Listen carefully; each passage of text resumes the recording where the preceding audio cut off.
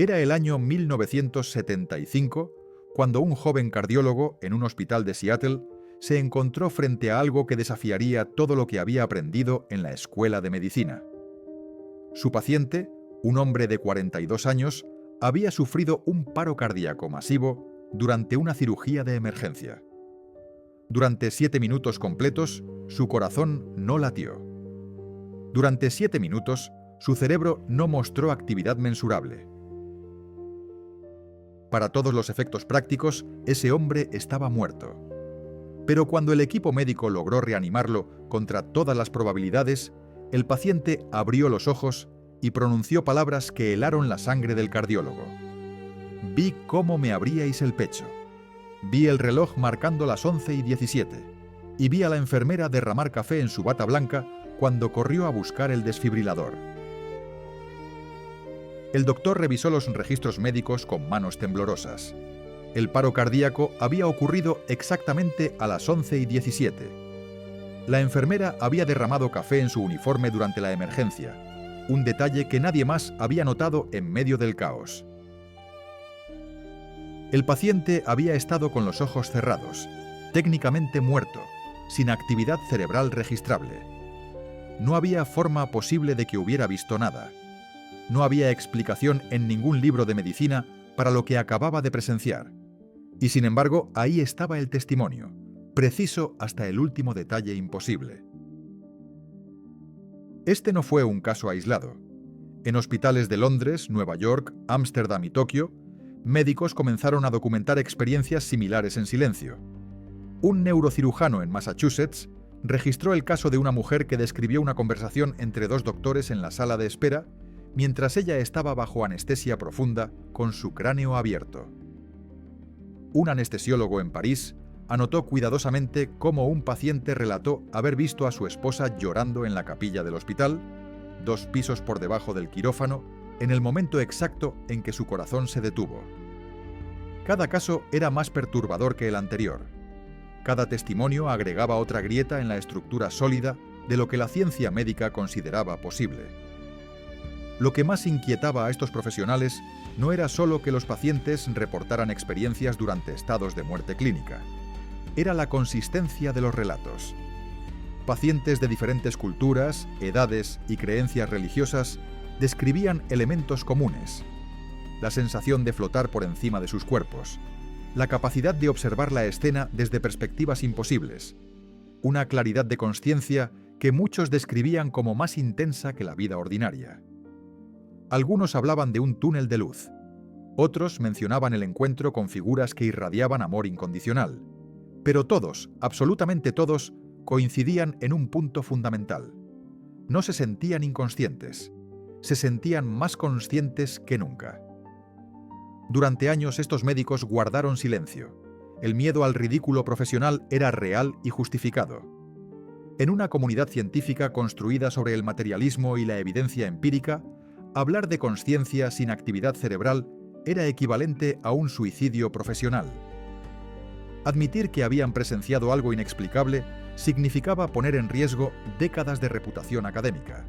Así que archivaban los casos, los discutían en voz baja durante las pausas de café, los compartían solo con colegas de máxima confianza. Pero los casos seguían acumulándose, uno tras otro, creando un archivo silencioso de lo imposible. Fue en la década de los 80 cuando un médico llamado Michael Sabom decidió romper ese silencio. Como cardiólogo formado en el pensamiento científico más riguroso, Sabom era profundamente escéptico sobre cualquier cosa que sonara a experiencias paranormales o espirituales. Pero había presenciado demasiados casos como para ignorarlos. Diseñó un estudio sistemático. Entrevistaría a pacientes que habían sobrevivido paros cardíacos y compararía sus testimonios con los registros médicos objetivos. Su hipótesis era simple. Si estas experiencias eran meras alucinaciones cerebrales, los pacientes no podrían describir con precisión eventos médicos específicos ocurridos durante su inconsciencia. Los resultados de su investigación lo dejaron sin palabras. De los 116 pacientes entrevistados, 32 reportaron experiencias cercanas a la muerte durante sus paros cardíacos. Y de esos 32, 26 pudieron describir procedimientos médicos específicos con una precisión asombrosa. Hablaron de técnicas de reanimación que no conocían previamente. Describieron instrumentos quirúrgicos que nunca habían visto. Relataron conversaciones mantenidas por el personal médico mientras ellos estaban clínicamente muertos. Sabom verificó cada detalle contra los registros hospitalarios. La correlación era inquietantemente exacta. Pero lo que realmente estremeció a Sabom fue un caso en particular. Una mujer que describió haber visto su propio cuerpo desde el techo de la sala de emergencias. No solo eso, sino que relató con precisión la posición de cada persona en la sala, el tipo de máquina de reanimación utilizada, e incluso un zapato de tenis azul que un residente médico llevaba ese día. Un detalle tan trivial que nadie más lo recordaba. Cuando Sabom verificó con el residente en cuestión, este confirmó sorprendido que efectivamente llevaba zapatos de tenis azules ese día, algo inusual en su vestimenta habitual de hospital. No había forma de que la paciente pudiera haber sabido ese detalle. Estaba inconsciente, con los ojos cerrados, luchando entre la vida y la muerte. Estos hallazgos abrieron una puerta que muchos en la comunidad médica preferían mantener cerrada. Porque si la consciencia podía existir sin actividad cerebral medible, entonces todo el modelo materialista de la mente necesitaba ser reconsiderado. Si pacientes con electroencefalogramas planos podían percibir su entorno con claridad cristalina, entonces la consciencia no era simplemente un producto del cerebro, era algo más, algo que la ciencia médica aún no podía medir, cuantificar ni explicar. Y para médicos entrenados en el método científico, admitir la existencia de fenómenos inexplicables era profundamente perturbador. Otros investigadores comenzaron a seguir los pasos de Sabom. En Holanda, el cardiólogo Pim van Lommel condujo un estudio prospectivo con 340 pacientes que habían sido resucitados exitosamente después de paros cardíacos. 18% de ellos reportaron experiencias cercanas a la muerte con elementos clásicos: la sensación de estar fuera del cuerpo, el túnel, la luz brillante, encuentros con seres de luz. Van Lommel documentó meticulosamente cada caso, buscando patrones que pudieran explicarse mediante procesos cerebrales conocidos como falta de oxígeno, liberación de endorfinas o actividad eléctrica residual en el cerebro. Pero los datos no concordaban con ninguna explicación convencional. Los pacientes que experimentaron estas vivencias no mostraban niveles diferentes de oxígeno en sangre, comparados con aquellos que no las experimentaron. Los medicamentos administrados tampoco correlacionaban con la presencia o ausencia de experiencias cercanas a la muerte. La edad, el género, las creencias religiosas previas, ninguno de estos factores predecía quién tendría estas experiencias y quién no.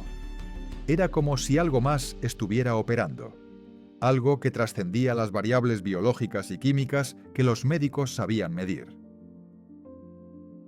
Lo más desconcertante era que estas experiencias transformaban profundamente a quienes las vivían. Pacientes que habían sido materialistas convencidos regresaban con una certeza inquebrantable sobre la continuidad de la consciencia después de la muerte. Personas que habían vivido vidas dominadas por el miedo perdían ese miedo casi por completo. Algunos desarrollaban habilidades empáticas extraordinarias. Otros cambiaban radicalmente sus prioridades vitales, abandonando carreras exitosas para dedicarse a ayudar a otros. Era como si hubieran traído algo de regreso del otro lado, algo que alteraba fundamentalmente su percepción de la realidad. Y así, lentamente, una fracción de la comunidad médica comenzó a enfrentar una verdad incómoda. Hay algo en la frontera entre la vida y la muerte que desafía nuestra comprensión actual de la consciencia. No se trata de fe ni de creencias religiosas, se trata de datos médicos rigurosos, de testimonios verificables, de casos documentados que no encajan en ningún paradigma existente. Los médicos que han presenciado estos fenómenos se encuentran en una posición única. Son testigos de un misterio que la ciencia aún no puede resolver. Y algunos de ellos, los más valientes, han decidido que es hora de hablar, de compartir lo que han visto, de admitir que tal vez, solo tal vez, la muerte no es el final que creíamos que era. Imagina por un momento una computadora completamente apagada, sin electricidad fluyendo por sus circuitos, sin procesador activo, sin memoria operando. Ahora imagina que esa computadora, en ese estado de total inactividad, pudiera procesar información compleja, almacenar recuerdos detallados y generar experiencias conscientes más vívidas que cuando está encendida. Es imposible, ¿verdad? Sin embargo, esto es exactamente lo que algunos pacientes parecen experimentar cuando sus cerebros muestran una actividad eléctrica completamente plana. Este es el corazón de lo que los neurocientíficos llaman la paradoja más perturbadora de la medicina moderna. En el año 1991, una mujer llamada Pamela Reynolds entró al quirófano del Instituto Neurológico Barrow en Phoenix, Arizona. Necesitaba una cirugía extremadamente delicada para extirpar un aneurisma cerebral gigante que amenazaba con matarla en cualquier momento. El procedimiento requería algo extraordinario. Los cirujanos debían enfriar su cuerpo a 15 grados centígrados, drenar toda la sangre de su cerebro y detener completamente su corazón. Durante el procedimiento, su cerebro estaría completamente sin función, monitoreado por electroencefalogramas que confirmaban ausencia total de actividad eléctrica. Clínicamente estaría más muerta que viva.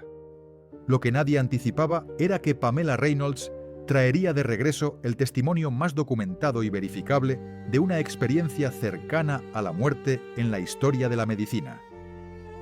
Cuando Reynolds despertó después de la cirugía, describió con precisión asombrosa los instrumentos quirúrgicos utilizados durante el procedimiento. Mencionó una sierra especial que parecía un cepillo de dientes eléctrico, un detalle que coincidía exactamente con el diseño único de la herramienta utilizada para abrir su cráneo. Relató conversaciones específicas entre los cirujanos sobre el tamaño inadecuado de los vasos sanguíneos en sus piernas. Describió la música que sonaba en el quirófano, Hotel California de los Eagles. Cada detalle fue verificado y confirmado por el equipo médico. Pero aquí está el problema. Durante todo ese tiempo, su cerebro no mostraba actividad alguna. Los monitores confirmaban una línea completamente plana. No había ondas cerebrales. No había procesamiento neuronal. Y sin embargo, ella estaba consciente, observando, recordando. El caso de Reynolds sacudió los cimientos de la neurociencia, porque según todo lo que sabemos sobre el cerebro, la consciencia es un producto de la actividad neuronal.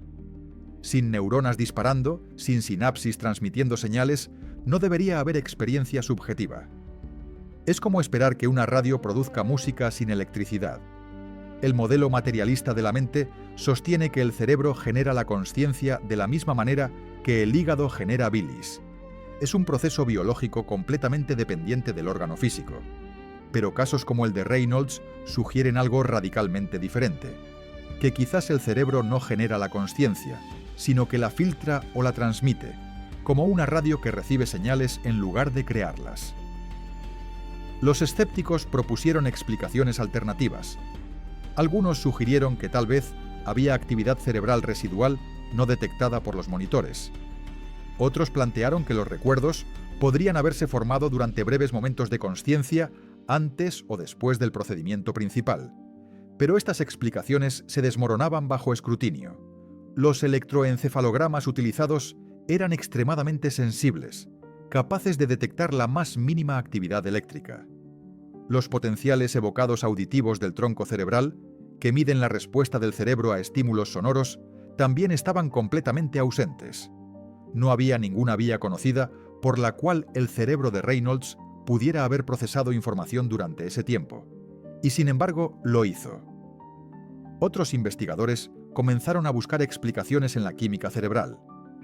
Una teoría particularmente popular involucraba la dimetiltriptamina, conocida como DMT, una sustancia psicodélica potente que el cerebro humano produce naturalmente en cantidades minúsculas. Algunos científicos propusieron que durante eventos traumáticos cercanos a la muerte, la glándula pineal podría liberar grandes cantidades de DMT, generando experiencias alucinatorias intensas que explicarían los túneles de luz, los encuentros con seres espirituales y la sensación de trascendencia. Era una hipótesis elegante que permitía explicar las experiencias cercanas a la muerte sin abandonar el paradigma materialista. Pero había problemas serios con esta teoría. Las experiencias inducidas por DMT, aunque intensas y a menudo descritas como espirituales, difieren significativamente de las experiencias cercanas a la muerte documentadas médicamente. Los usuarios de DMT reportan visiones fractales, encuentros con entidades extrañas y una sensación de desconexión de la realidad. Las experiencias cercanas a la muerte, por otro lado, se caracterizan por una claridad extrema, una sensación de hiperrealidad y la capacidad de recordar detalles verificables del entorno físico. Además, nunca se ha demostrado que la glándula pineal humana produzca DMT en cantidades significativas, mucho menos durante eventos traumáticos. La teoría del DMT permanecía como una especulación interesante, pero sin evidencia sólida que la respaldara. La hipoxia cerebral, la falta de oxígeno en el cerebro, fue otra explicación propuesta. Cuando el cerebro se ve privado de oxígeno, puede generar alucinaciones, sensaciones de euforia y distorsiones perceptuales. Los pilotos de combate que experimentan fuerzas G extremas a veces reportan visiones de túneles y sensaciones de flotar, fenómenos atribuidos a la reducción temporal del flujo sanguíneo al cerebro. Pero nuevamente esta explicación no encajaba con los datos. Los pacientes que experimentaban experiencias cercanas a la muerte durante paros cardíacos en hospitales tenían sus niveles de oxígeno en sangre monitoreados constantemente. No había correlación entre los niveles de hipoxia y la presencia o ausencia de estas experiencias. Algunos pacientes con hipoxia severa no reportaban nada. Otros, con niveles de oxígeno relativamente normales, tenían experiencias profundas. El neurocirujano Eben Alexander agregó otra capa de complejidad al misterio. Como médico formado en Harvard y neurocientífico practicante, Alexander había pasado décadas estudiando el cerebro desde una perspectiva estrictamente materialista. No creía en experiencias espirituales ni en consciencia después de la muerte. Pero en el año 2008 contrajo meningitis bacteriana, una infección devastadora que cerró completamente su neocórtex, la parte del cerebro responsable del pensamiento consciente, la memoria y la percepción. Durante 7 días, su cerebro estuvo completamente no funcional, con un electroencefalograma que mostraba actividad mínima compatible con un estado vegetativo profundo. Los médicos daban menos del 2% de probabilidad de que sobreviviera y 0 probabilidad de que recuperara función cerebral significativa.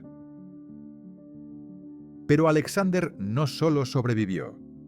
Despertó con recuerdos extraordinariamente vívidos de una experiencia que describió como más real que la realidad ordinaria.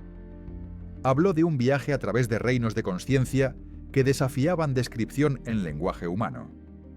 Mencionó encuentros con una presencia amorosa que comunicaba conocimiento directamente sin palabras. Describió paisajes de colores imposibles y una sensación de estar en el origen de todo lo que existe.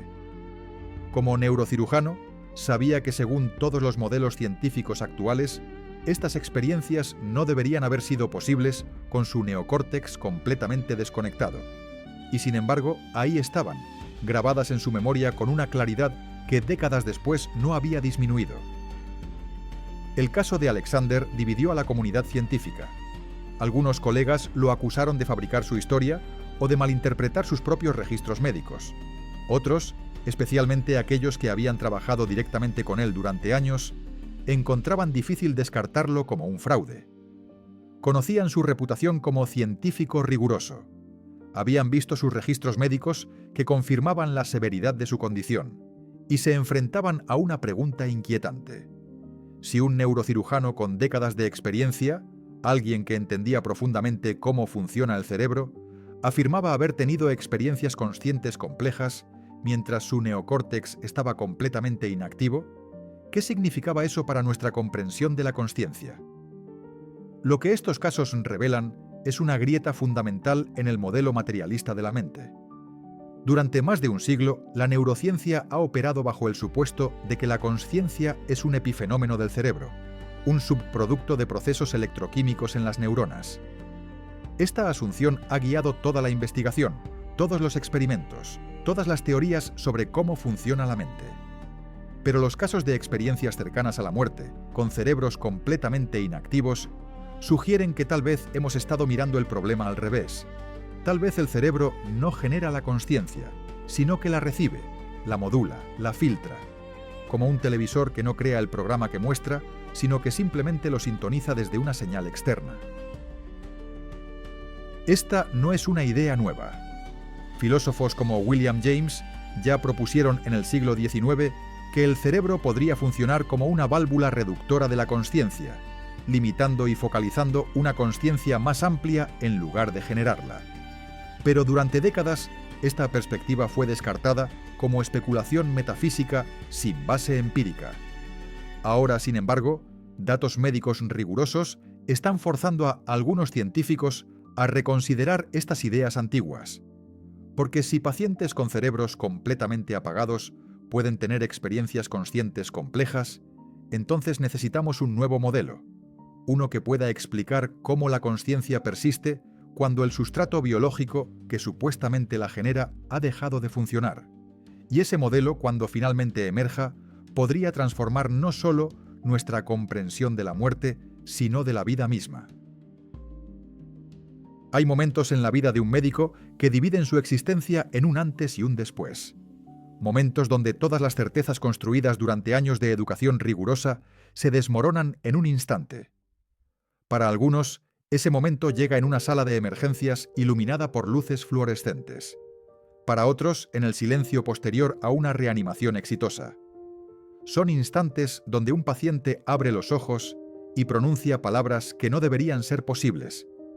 Y en esos momentos, el médico que escucha esas palabras se convierte en algo más que un profesional de la salud. Se convierte en un testigo de lo inexplicable, en un guardián de un secreto que transformará todo lo que creía saber sobre la vida y la muerte. La doctora Penny Sartori pasó 17 años trabajando como enfermera de cuidados intensivos en un hospital de Gales. Durante esos años presenció cientos de muertes, algunas pacíficas, otras traumáticas, pero todas, según creía, definitivas. Su formación médica le había enseñado que la muerte era el cese irreversible de las funciones vitales, el punto final de la existencia consciente. No había nada místico ni misterioso en ello, solo biología dejando de funcionar. Esta perspectiva la mantuvo emocionalmente protegida durante años, permitiéndole hacer su trabajo sin colapsar bajo el peso de tanto sufrimiento. Pero en el año 1998, un paciente llamado Tom le contó algo que agrietó esa armadura de certezas científicas. Tom había sufrido un paro cardíaco severo. Durante varios minutos, su corazón no latió. El equipo médico trabajó frenéticamente para reanimarlo, mientras Sartori administraba medicamentos y monitoreaba signos vitales inexistentes. La resucitación fue caótica, como todas: gritos de números, órdenes rápidas, el sonido mecánico del desfibrilador cargando. Cuando finalmente lograron estabilizarlo, Sartori esperaba que Tom no recordara nada. La mayoría de los pacientes reanimados no recuerdan el evento, pero Tom recordaba todo. Y lo que recordaba era imposible. Describió haber flotado cerca del techo, observando cómo ella preparaba una jeringa específica. Mencionó el número exacto de descargas del desfibrilador. Relató una conversación entre dos médicos en la esquina de la sala sobre un paciente completamente diferente. Cada detalle era correcto. Sartori intentó racionalizar la experiencia. Tal vez Tom había escuchado algo mientras estaba semiconsciente. Tal vez había adivinado por suerte. Pero sabía que ninguna de esas explicaciones sostenía peso real. Tom había estado completamente inconsciente, sin pulso, sin respiración. No había forma de que su cerebro procesara información sensorial en ese estado. Y sin embargo, los detalles que proporcionó eran demasiado específicos, demasiado precisos para ser coincidencia. Este fue solo el primer caso. Durante los años siguientes, Sartori documentó docenas más. Pacientes que describían eventos verificables durante períodos de muerte clínica. Personas que regresaban transformadas, despojadas del miedo a morir, llenas de una paz que ella no podía explicar. Esta acumulación de casos la llevó a tomar una decisión que cambiaría su carrera. Abandonaría su posición cómoda como enfermera y volvería a la universidad para investigar formalmente las experiencias cercanas a la muerte. Durante 5 años, condujo el primer estudio prospectivo del Reino Unido sobre el tema, entrevistando a pacientes de cuidados intensivos inmediatamente después de eventos cercanos a la muerte. Su investigación reveló que aproximadamente el 18% de los pacientes resucitados reportaban experiencias con elementos consistentes: sensación de paz, separación del cuerpo, encuentros con luz, revisión de vida.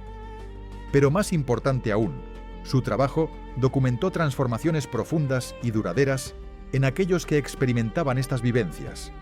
Perdían el miedo a la muerte, desarrollaban mayor empatía, reordenaban completamente sus prioridades vitales.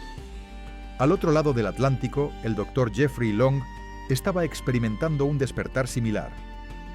Como oncólogo radioterapeuta, Long trataba pacientes con cáncer diariamente, muchos de los cuales enfrentaban su propia mortalidad con terror palpable. Siempre les ofrecía consuelo profesional, palabras amables sobre tratamientos y estadísticas de supervivencia. Pero en el fondo compartía su materialismo. La muerte era el fin, un apagón de la consciencia sin nada más allá. Esta perspectiva cambió cuando comenzó a recopilar sistemáticamente testimonios de experiencias cercanas a la muerte a través de Internet. Lo que comenzó como curiosidad académica se convirtió en una obsesión que consumiría las siguientes 2 décadas de su vida. Long creó la Fundación de Investigación de Experiencias Cercanas a la Muerte y comenzó a analizar miles de testimonios utilizando metodología científica rigurosa. Buscaba patrones, inconsistencias, evidencia de fraude o confabulación. Lo que encontró fue exactamente lo opuesto. Los testimonios mostraban una coherencia asombrosa a través de culturas, edades y sistemas de creencias. Niños pequeños que nunca habían escuchado sobre experiencias cercanas a la muerte describían los mismos elementos que adultos.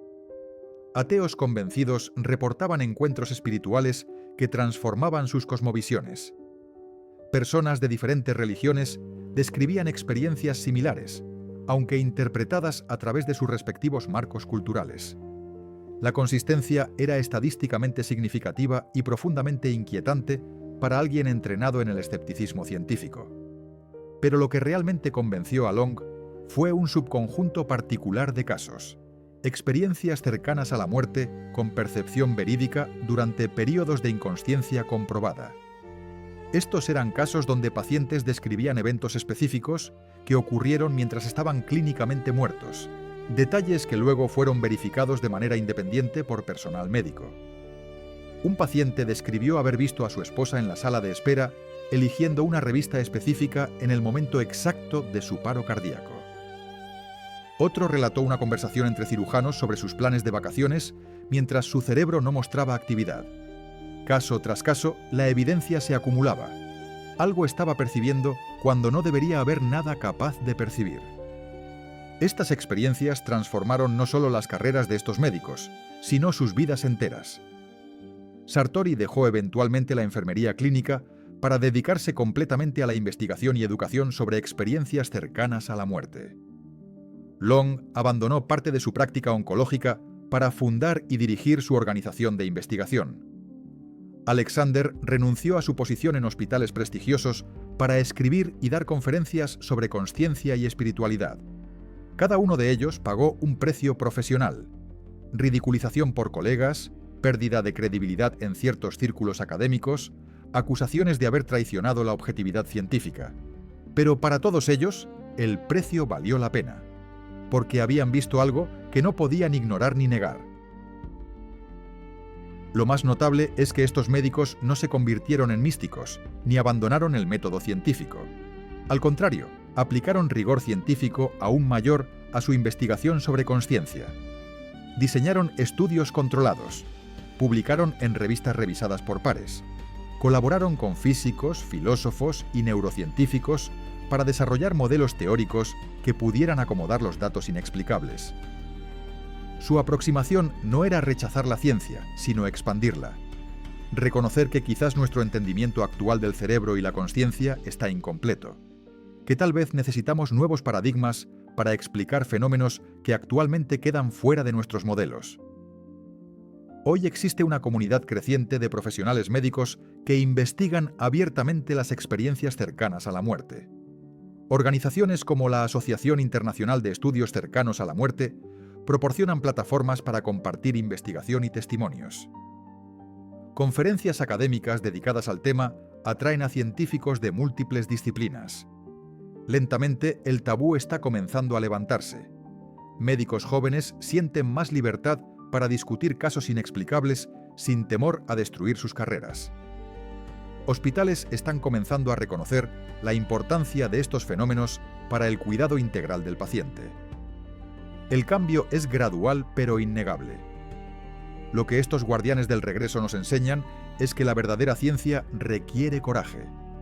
Coraje para observar lo que está frente a nosotros sin forzarlo a encajar en paradigmas preconcebidos. Coraje para admitir cuando nuestros modelos son inadecuados.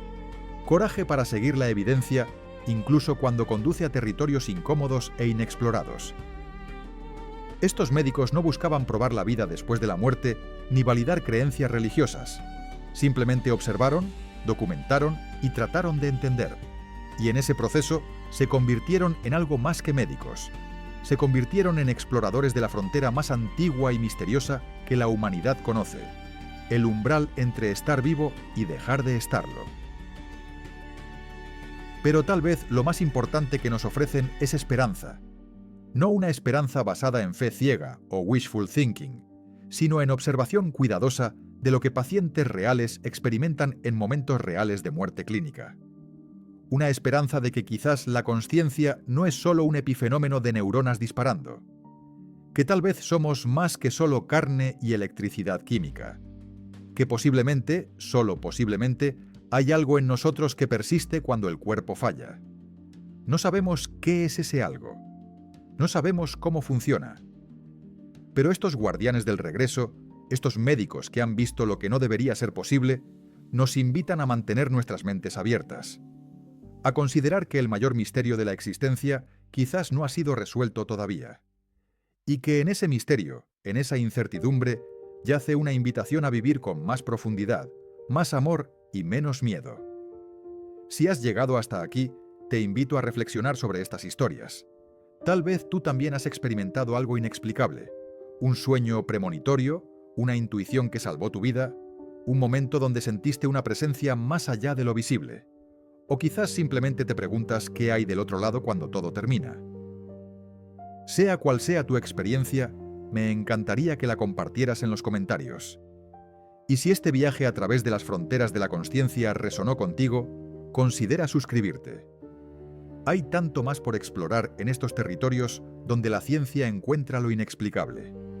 Gracias por acompañarme en este misterio. Hasta la próxima.